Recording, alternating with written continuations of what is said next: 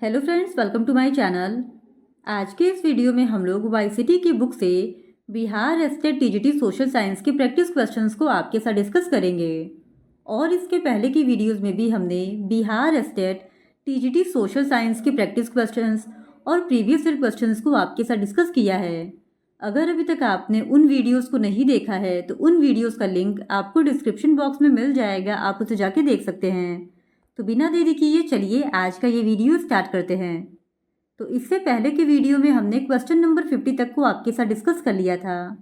आज का डिस्कशन हम लोग क्वेश्चन नंबर 51 से स्टार्ट करेंगे। तो क्वेश्चन नंबर 51 है, भारत के किस स्थान पर पहला परमाणु ऊर्जा केंद्र स्थापित किया गया था? तो इस क्वेश्चन का सही जवाब है ऑप्शन डी, तारापुर। भारत में परमाणु विद्युत शक्ति का उत्पादन अमेरिका की सहायता से तारापुर, जो कि महाराष्ट्र में स्थित है, वहाँ पे किया गया था और इसकी स्थापना 1969 में हुई थी। फिर क्वेश्चन नंबर 52, भाखड़ा नंगल परियोजना किस नदी पर अवस्थित है? तो इस क्वेश्चन का सही जवाब हो जाएगा ऑप्शन सी, सतलज। भाखड़ा नांगल परियोजना सतलज नदी पर अवस्थित है और यह पंजाब, हरियाणा एवं राजस्थान राज्य की सतलज नदी पर बनाई गई देश की सबसे बड़ी बहुउद्देशीय परियोजना है। फिर क्वेश्चन नंबर 53, निम्नलिखित में से कौन रबी की फसल नहीं है? तो इस क्वेश्चन का सही जवाब हो जाएगा ऑप्शन बी, चावल। चावल खरीफ की फसल है, ना कि रबी की, जबकि गेहूँ, सरसों, चना, मटर, जौ ये सभी रबी की फसलें हैं। फिर क्वेश्चन नंबर 54, भारत में सबसे पहले स्थापित लौह इस्पात कंपनी निम्नांकित में से कौन है? तो इस क्वेश्चन का सही जवाब है ऑप्शन बी, टाटा लौह इस्पात कंपनी। भारत में सबसे पहले स्थापित लौह इस्पात कंपनी टाटा लौह इस्पात कंपनी है और इसकी स्थापना झारखंड में स्थित जमशेदपुर में 1907 ईस्वी में हुई थी। फिर क्वेश्चन नंबर 55, भारत का बकिंघम किसे कहा जाता है? तो इस क्वेश्चन का सही जवाब हो जाएगा ऑप्शन डी, जमशेदपुर को। जमशेदपुर को भारत का बकिंघम कहा जाता है। जमशेदपुर में 1907 ईस्वी में इस्पात का बड़े पैमाने पर उत्पादन शुरू हुआ था। फिर क्वेश्चन नंबर 56, पक्की सड़कों की लंबाई की दृष्टि से प्रथम स्थान पर कौन सा राज्य है? तो इस क्वेश्चन का सही जवाब हो जाएगा ऑप्शन बी, महाराष्ट्र। पक्की सड़कों की लंबाई की दृष्टि से देश में महाराष्ट्र का पहला स्थान है और सड़कों के घनत्व की दृष्टि से केरल नंबर 1 पे है। फिर क्वेश्चन नंबर 57, राज्य की कितनी प्रतिशत जनसंख्या कृषि कार्य में लगी हुई है? तो इस क्वेश्चन का सही जवाब हो जाएगा ऑप्शन बी, 75%। बिहार आर्थिक सर्वेक्षण 2020-21 के अनुसार राज्य की लगभग 75% जनसंख्या कृषि कार्य में लगी हुई है। फिर क्वेश्चन नंबर 58, संजय गांधी जैविक उद्यान किस नगर में स्थित है? तो इस क्वेश्चन का सही जवाब हो जाएगा ऑप्शन डी, पटना में। संजय गांधी जैविक उद्यान पटना नगर में स्थित है। फिर क्वेश्चन नंबर 59, बिहार में बीएचपीसी द्वारा बृहद परियोजनाओं की संख्या कितनी है? तो इस क्वेश्चन का सही जवाब हो जाएगा ऑप्शन डी, 7। बिहार में बीएचपीसी द्वारा बृहद परियोजनाओं की संख्या 7 है। कैमूर एवं औरंगाबाद जिलों में बीएचपीसी के अधीन कई प्रस्तावित जल विद्युत परियोजनाओं पर काम चल रहा है। फिर क्वेश्चन नंबर 60, ठाकुर पेपर मिल किस राज्य में स्थित है? तो इस क्वेश्चन का सही जवाब हो जाएगा ऑप्शन ए, समस्तीपुर में। ठाकुर पेपर मिल समस्तीपुर जिले में स्थित है। फिर क्वेश्चन नंबर 61, जनगणना 2011 के अनुसार बिहार की कुल जनसंख्या है। तो इस क्वेश्चन का सही जवाब हो जाएगा ऑप्शन सी, 10 करोड़ से अधिक। फिर क्वेश्चन नंबर 62, उच्चावच प्रदर्शन के लिए हेस्यूर विधि का विकास किसने किया था? तो इस क्वेश्चन का सही जवाब हो जाएगा ऑप्शन बी, लेहमान ने। उच्चावच प्रदर्शन के लिए हेस्यूर विधि का विकास लेहमान ने किया था, जो ऑस्ट्रिया के एक सैन्य अधिकारी थे। फिर क्वेश्चन नंबर 63, इनमें से कौन प्राकृतिक आपदा नहीं है? तो इस क्वेश्चन का सही जवाब हो जाएगा ऑप्शन सी, आतंकवाद। आतंकवाद प्राकृतिक आपदा नहीं है, ये मानवकृत आपदा है। फिर क्वेश्चन नंबर 64, सूखे की स्थिति किस प्रकार आती है? तो इस क्वेश्चन का सही जवाब हो जाएगा ऑप्शन सी, धीरे धीरे। फिर क्वेश्चन नंबर 65, बाढ़ के समय निम्नलिखित में से किस स्थान पर जाना चाहिए? तो इस क्वेश्चन का सही जवाब हो जाएगा ऑप्शन ए, ऊंची भूमि वाले स्थान पर। बाढ़ के समय हम सबको ऊंची भूमि वाले स्थान पर चले जाना चाहिए। फिर क्वेश्चन नंबर 66, निम्नलिखित में कौन प्राकृतिक आपदा है? तो इस क्वेश्चन का सही जवाब हो जाएगा ऑप्शन सी, भूकंप। भूकंप एक प्राकृतिक आपदा है। फिर क्वेश्चन नंबर 67, भारत में नियोजन का मूल उद्देश्य है। तो इस क्वेश्चन का सही जवाब हो जाएगा ऑप्शन डी, न्याय के साथ आर्थिक विकास। भारत में नियोजन का मूल उद्देश्य न्याय के साथ आर्थिक विकास को बढ़ावा देना है। फिर क्वेश्चन नंबर 68, बिहार के किस जिले का प्रति व्यक्ति आय सर्वाधिक है? तो इस क्वेश्चन का सही जवाब हो जाएगा ऑप्शन ए, पटना। बिहार में पटना जिले का प्रति व्यक्ति आय सर्वाधिक है। इसके बाद बेगूसराय दूसरे नंबर पर है और तीसरे नंबर पर मुंगेर है, जबकि न्यूनतम प्रति व्यक्ति आय वाला जिला शिवहर है। फिर क्वेश्चन नंबर 69, व्यावसायिक बैंक का राष्ट्रीयकरण कब किया गया? तो इस क्वेश्चन का सही जवाब है ऑप्शन सी, 1969 में। भारत सरकार ने 19 जुलाई 1969 को 14 बड़े व्यावसायिक बैंकों का राष्ट्रीयकरण किया और सरकार द्वारा विभिन्न बैंकों के विलय से वर्तमान में व्यावसायिक बैंकों की संख्या पहले की तुलना में काफ़ी कम हो गई है। फिर क्वेश्चन नंबर 70, पार्ले समूह के थम्स अप ब्रांड को किस बहुराष्ट्रीय कंपनी ने खरीद लिया? तो इस क्वेश्चन का सही जवाब है option A, Coca Cola. Parle समूह के थम्स अप ब्रांड को बहुराष्ट्रीय कंपनी कोका कोला ने खरीद लिया है। फिर क्वेश्चन नंबर 71, खिलाफत समिति का गठन कब किया गया? तो इस क्वेश्चन का सही जवाब है ऑप्शन ए, मार्च 1919 में। खलीफा की तात्कालिक शक्तियों की रक्षा के लिए मार्च 1919 में बम्बई में एक खिलाफत समिति का गठन किया गया था। फिर क्वेश्चन नंबर 72, नीचे दिए गए घटनाक्रम की सहायता से सही कूट का चयन कीजिए। तो 13 अप्रैल 1919 को जलियांवाला बाग हत्याकांड हुआ था। मार्च 1919 में खिलाफत आंदोलन हुआ। फिर उसके बाद सितंबर 1920 में कांग्रेस का कलकत्ता अधिवेशन हुआ था और उसके बाद दिसंबर 1920 में कांग्रेस का नागपुर अधिवेशन हुआ था, जो कि ऑप्शन डी में दिया गया है, यानी ए का 4, बी का 3, सी का 2 और डी का 1। ऑप्शन डी इस क्वेश्चन का सही जवाब है।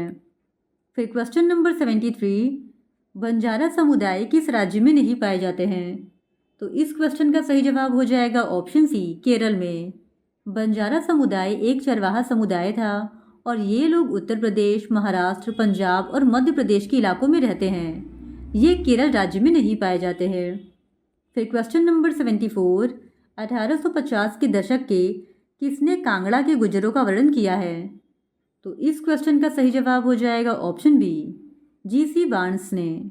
1850 के दशक में जी.सी. बार्न्स ने कांगड़ा के गुर्जरों का वर्णन अपनी पुस्तक सेटलमेंट रिपोर्ट ऑफ कांगड़ा में किया है।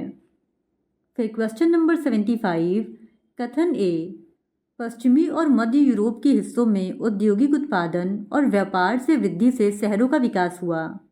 कारण आर, इस प्रक्रिया के फलस्वरूप वाणिज्यिक वर्ग, उद्योगपति, श्रमिक वर्ग जैसे नए सामाजिक समूह अस्तित्व में आए। नीचे दिए गए विकल्पों में से सही उत्तर का चयन कीजिए।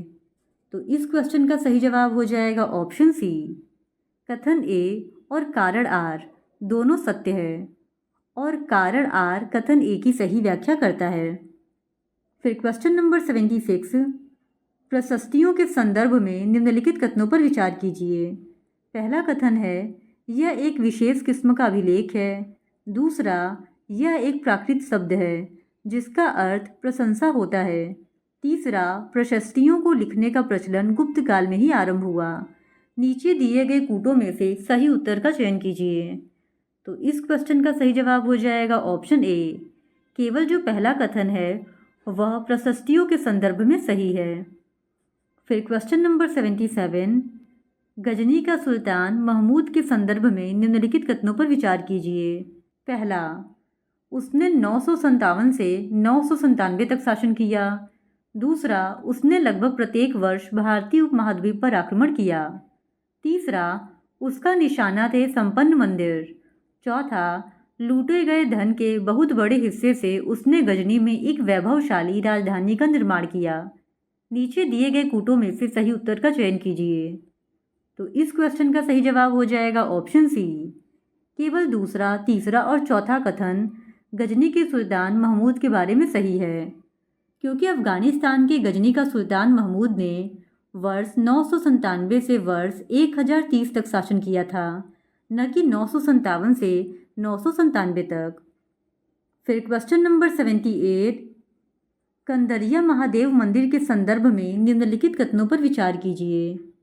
पहला कथन है, इसका निर्माण चंदेल राजवंश के राजा थंगदेव द्वारा 1099 में किया गया था। दूसरा, प्रमुख देवता की मुख्य मूर्ति मंदिर में रखी जाती थी। धार्मिक अनुष्ठान इसी जगह संपन्न किए जाते थे तथा इसमें केवल राजा, उसका निकटतम परिवार तथा पुरोहित एकत्रित होते थे। तीसरा, खजुराहो समूह में राजकीय मंदिर सम्मिलित थे जहां सामान्य जनमानस को जाने की अनुमति नहीं थी। और चौथा, ये मंदिर सुपरिष्कृत उत्कीर्ण मूर्तियों से अलंकृत थे। नीचे दिए गए कूटों में से सही उत्तर का चयन कीजिए। तो इस क्वेश्चन का सही जवाब हो जाएगा ऑप्शन सी। यहाँ पर भी केवल दूसरा, तीसरा और चौथा जो कथन है वो सही है। फिर क्वेश्चन नंबर 79, सही सुमेलित कीजिए। तो दीवान का होगा वित्तीय अधिकारी, बख्शी का होगा सैनिक वेतनाधिकारी, सदर का होगा धर्मार्थ कार्यों का मंत्री और फौजदार का होगा सेना नायक। यानी ऑप्शन डी इस क्वेश्चन का सही जवाब है। ए का 1, बी का 2, सी का 4 एंड डी का 3। फिर क्वेश्चन नंबर 80, मध्यकाल में हुंडी थी। तो इस क्वेश्चन का सही जवाब हो जाएगा ऑप्शन सी, एक दस्तावेज। हुंडी एक ऐसा दस्तावेज था जिसमें एक व्यक्ति द्वारा जमा कराई गई रकम दर्ज रहती है और हुंडी को कहीं अन्यत्र प्रस्तुत करके जमा की गई राशि प्राप्त की जा सकती है। फिर क्वेश्चन नंबर 81, आज दुनिया के ज़्यादातर देशों के पास अपना संविधान है। संविधान के संदर्भ में निम्नलिखित कथनों पर विचार कीजिए। पहला कथन है, जिन देशों के पास अपना संविधान होता है वे सभी लोकतांत्रिक देश होते हैं। दूसरा, संविधान उन आदर्शों को सूत्रबद्ध करता है जिनके आधार पर नागरिक अपने देश को अपनी इच्छा और अपने सपनों के अनुसार रच सकते हैं। तीसरा, संविधान नियमों का एक ऐसा समूह होता है जिसको यह देश के सभी लोग अपने देश को चलाने की पद्धति के रूप में अपना सकते हैं। और चौथा, संविधान हमें यह नहीं बताता कि हमारे समाज का मूलभूत स्वरूप क्या होगा। उपयुक्त कथनों में से कौन सा कथन सत्य है? तो इस क्वेश्चन का सही जवाब हो जाएगा ऑप्शन बी। केवल दूसरा और तीसरा जो कथन है वो संविधान के संदर्भ में सत्य है। फिर क्वेश्चन नंबर 82, ग्राम सभा के संदर्भ में निम्नलिखित कथनों पर विचार कीजिए। पहला कथन है, ग्राम सभा एक पंचायत के क्षेत्र में रहने वाले सभी लोगों की एक सभा होती है। दूसरा, ग्राम सभा का कोई भी व्यक्ति जिसकी उम्र 18 वर्ष हो वो वोट देने का अधिकारी होता है। तीसरा, ग्राम सभा का सदस्य होने के लिए गांव की मतदाता सूची में नाम होना आवश्यक नहीं है। और चौथा, ग्राम सभा में एक या एक से अधिक गांव हो सकते हैं। उपयुक्त कथनों में से कौन से कथन असत्य नहीं है? तो इस क्वेश्चन का सही जवाब हो जाएगा ऑप्शन सी। जो दूसरा और चौथा कथन है वो असत्य नहीं है। फिर क्वेश्चन नंबर 83, भारत के ग्रामीण क्षेत्रों में आजीविका के संदर्भ में निम्नलिखित कथनों पर विचार कीजिए। पहला, मध्य भारत के कुछ गांवों में खेती और जंगल की उपज दोनों ही आजीविका के साधन हैं। दूसरा, ग्रामीण क्षेत्रों में कृषि के साथ पशुपालन भी आजीविका का प्रमुख साधन है। तीसरा, ग्रामीण परिवारों में से करीब 40% खेतिहर मजदूर हैं। और चौथा, समुद्र तटीय क्षेत्रों में लोग कृषि के साथ मत्स्य पालन भी करते हैं। उपयुक्त कथनों में से कौन से कथन सही है? तो इस क्वेश्चन का सही जवाब हो जाएगा ऑप्शन डी। ये चारों ही कथन सही है। फिर क्वेश्चन नंबर 84, भारतीय संविधान निर्माण प्रक्रिया के संदर्भ में निम्नलिखित कथनों पर विचार कीजिए। पहला कथन है कि 1934 में भारतीय राष्ट्रीय कांग्रेस ने संविधान सभा के गठन की मांग को पहली बार अधिकृत नीति में शामिल किया। दूसरा कथन है, केवल भारतीयों को लेकर बनने वाली एक स्वतंत्र संविधान सभा की यह मांग दूसरे विश्व युद्ध के दौरान और तेज हो गई। तीसरा कथन है नवंबर 1946 में संविधान सभा का गठन किया गया। और चौथा कथन है दिसंबर 1946 से 1949 के बीच संविधान सभा ने स्वतंत्र भारत के लिए एक नए संविधान का प्रारूप तैयार किया। उपयुक्त कथनों में से कौन सा कथन सत्य नहीं है? तो इस क्वेश्चन का सही जवाब हो जाएगा ऑप्शन सी। केवल जो तीसरा कथन है वो सत्य नहीं है कि नवंबर 1946 में संविधान सभा का गठन किया गया, क्योंकि संविधान सभा का गठन 6 दिसंबर 1946 को हुआ था, न कि नवंबर 1946 को। फिर क्वेश्चन नंबर 85, धर्म को राज्य से अलग रखने की अवधारणा को धर्मनिरपेक्षता कहते हैं।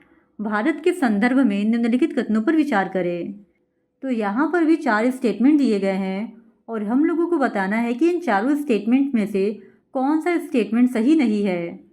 तो इस क्वेश्चन का सही जवाब हो जाएगा ऑप्शन बी, यानी जो दूसरा स्टेटमेंट है कि भारतीय संविधान ने धर्म और राज्य की शक्ति को एक दूसरे से अलग नहीं रखा है, ये गलत है, क्योंकि भारतीय संविधान ने धर्म और राज्य की शक्ति को एक दूसरे से पूरी तरीके से अलग रखा है। फिर क्वेश्चन नंबर 86, निम्न को उसी क्रम में लगाइए जिस क्रम में वे भारतीय संविधान की उद्देशिका में उल्लिखित है। पहला है समाजवादी, दूसरा है पंथ निरपेक्ष, तीसरा है गणराज्य, चौथा है लोकतंत्रात्मक और पांचवा है संप्रभु। तो इस क्वेश्चन का सही जवाब हो जाएगा ऑप्शन सी। सबसे पहले आएगा संप्रभु, फिर समाजवादी, फिर पंथ निरपेक्ष, फिर लोकतंत्रात्मक और सबसे अंत में आएगा गणराज्य। फिर क्वेश्चन नंबर 87, भारत के संविधान की प्रस्तावना में प्रतिस्थापित निम्नलिखित शब्दों का सही क्रम क्या है? पहला स्वतंत्रता, दूसरा समानता, तीसरा भ्रातृत्व और चौथा न्याय। तो इस क्वेश्चन का सही जवाब है ऑप्शन सी। सबसे पहले आएगा न्याय, फिर स्वतंत्रता, फिर समानता और सबसे अंत में आएगा भ्रातृत्व। फिर क्वेश्चन नंबर 88, संविधान निर्माण में इन नेताओं और उनकी भूमिका में मेल बैठाए। तो सूची 1 में नेताओं के नाम और सूची 2 में उनकी भूमिका दी गई है। और इस क्वेश्चन का सही जवाब हो जाएगा ऑप्शन डी। मोतीलाल नेहरू 1928 में उन्होंने भारत का संविधान बनाया था। फिर भीमराव अंबेडकर प्रारूप कमेटी के अध्यक्ष थे। फिर उसके बाद राजेंद्र प्रसाद संविधान सभा के अध्यक्ष थे और उसके बाद सरोजिनी नायडू संविधान सभा की सदस्य थे, यानी कि ऑप्शन डी इस क्वेश्चन का सही जवाब है। फिर क्वेश्चन नंबर 89, लोकतांत्रिक संविधान में इनमें से कौन सा प्रावधान नहीं रहता? तो इस क्वेश्चन का सही जवाब हो जाएगा ऑप्शन बी, शासन प्रमुख का नाम। लोकतांत्रिक संविधान में शासन प्रमुख के नाम का प्रावधान नहीं रहता है। फिर क्वेश्चन नंबर 90, दक्षिण अफ्रीका का लोकतांत्रिक संविधान बनाने में इनमें से कौन सा टकराव सबसे महत्वपूर्ण था? तो इस क्वेश्चन का सही जवाब हो जाएगा ऑप्शन डी, रंगीन चमड़ी वाले बहुसंख्यकों और अश्वेत अल्पसंख्यकों का। फिर क्वेश्चन नंबर 91, भूमध्य रेखा व कटिबंधों पर समान लंबाई रखने वाले सही आकार प्रक्षेप को चिन्हित कीजिए। तो इस क्वेश्चन का सही जवाब हो जाएगा ऑप्शन बी, मर्केटर प्रक्षेप। फिर क्वेश्चन नंबर 92, निम्नलिखित में से कौन सा एक लघु पैमाना मानचित्र है? तो इस क्वेश्चन का सही जवाब हो जाएगा ऑप्शन सी, एटलस मानचित्र। फिर क्वेश्चन नंबर 93, निम्नलिखित में से कौन से प्रक्षेप पर भूमध्य रेखा नहीं दर्शाई जा सकती है? तो इस क्वेश्चन का सही जवाब हो जाएगा ऑप्शन डी, केंद्रक ध्रुवी खमध्य प्रक्षेप। केंद्रक ध्रुवी खमध्य प्रक्षेप पर भूमध्य रेखा नहीं दर्शाई जा सकती है। फिर क्वेश्चन नंबर 94, भूमध्य रेखा पर देशांतर की दूरी डैश है। तो इस क्वेश्चन का सही जवाब हो जाएगा ऑप्शन ए, 111.32 किलोमीटर। भूमध्य रेखा पर देशांतर की दूरी 111.32 किलोमीटर है। फिर क्वेश्चन नंबर 95, भारत में निम्नलिखित प्रव्रजन प्रवाह में से किस में पुरुष प्रव्रजन से अधिक स्त्री प्रव्रजन होता है? तो इस क्वेश्चन का सही जवाब हो जाएगा ऑप्शन ए, गांव से गांव। फिर क्वेश्चन नंबर 96, यह सिद्धांत की जनसंख्या की वृद्धि गुणोत्तर श्रेणी से होती है जबकि खाद्य सामग्री के उत्पादन में समांतर श्रेणी से वृद्धि होती है, संबंधित है। तो इस क्वेश्चन का सही जवाब हो जाएगा ऑप्शन ए, टी.आर. माल्थस से। माल्थस ने ही यह बताया था कि जनसंख्या की वृद्धि गुणोत्तर श्रेणी से होती है जबकि खाद्य सामग्री के उत्पादन में समांतर श्रेणी से वृद्धि होती है। फिर क्वेश्चन नंबर 97, जनसंख्या वृद्धि के स्वरूप में एक दीर्घ कालावधि में घटित क्रमिक परिवर्तन को कहा जाता है। तो इस क्वेश्चन का सही जवाब हो जाएगा ऑप्शन बी, जननांगीय संक्रमण। फिर क्वेश्चन नंबर 98, नगरीय गांव प्राय पाए जाते हैं। तो इस क्वेश्चन का सही जवाब है ऑप्शन सी, यूएसए में। नगरीय गांव प्राय यूएसए में पाए जाते हैं और इन्हें ग्रामीण नगर भी कहते हैं। फिर क्वेश्चन नंबर 99, निम्न में से किस प्रजाति के घर क्राल कहलाते हैं। तो इस क्वेश्चन का सही जवाब है ऑप्शन सी, मसाई। अफ्रीका में निवास करने वाली मसाई जनजाति के घर को क्रॉल कहते हैं और मसाई पूर्वी अफ्रीका के केन्या, उत्तरी तंजानिया और पूर्वी युगांडा में निवास करने वाली पशुचारक जनजाति है। फिर क्वेश्चन नंबर 100, लोहा एवं इस्पात उद्योग एक। तो इस क्वेश्चन का सही जवाब है ऑप्शन बी, द्वितीयक व्यवसाय है। लोहा एवं इस्पात उद्योग द्वितीयक व्यवसाय के अंतर्गत आते हैं और लौह इस्पात उद्योग विश्व का सर्वाधिक महत्वपूर्ण उद्योग है और इसे धुरी उद्योग या उद्योगों का आधार भी कहा जाता है। तो इस तरह आज के इस वीडियो में हमने Bihar state TGT social science की एक और प्रैक्टिस सेट को आपके साथ डिस्कस कर लिया है। और अगर आप Bihar state TGT social science के इसी तरह और भी प्रैक्टिस क्वेश्चंस को देखना चाहते हैं तो please do subscribe to my channel and like this video. Thank you very much.